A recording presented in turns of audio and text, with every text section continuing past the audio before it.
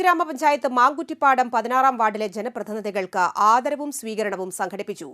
കോൺഗ്രസ് മുൻ block president K M. Baburaj ഉദ്ഘാടനം ചെയ്തു. മുൻ പഞ്ചായത്ത് അംഗം ശിവരാമൻ പോതിയിൽ അധ്യക്ഷത വഹിച്ചു.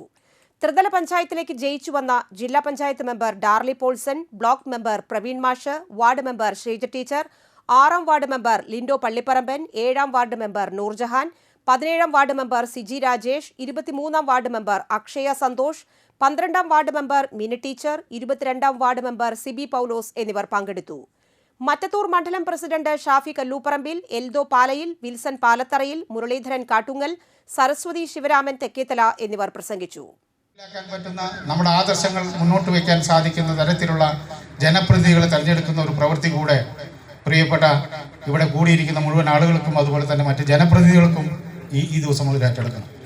ഒരു 100, 120 ദിവസം, 130, 150 ദിവസത്തിനകം നമുക്കൊരു തെരഞ്ഞെടുപ്പ് വരികയാണ്. ഏപ്രിൽ മാസത്തിൽ ഒരു തെരഞ്ഞെടുപ്പ് നമുക്ക് അനിവാര്യമായിട്ട് നിൽക്കുകയാണ്.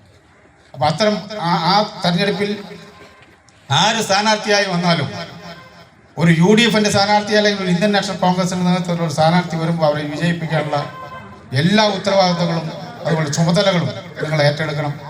നമുക്കൊരു മാറ്റം ഉൾക്കൊണ്ടുകൊണ്ട് ഈ തദ്ദേശ സ്വയംഭരണ സ്ഥാപനങ്ങളിലേക്ക് വലിയ ഭൂരിപക്ഷത്തിൽ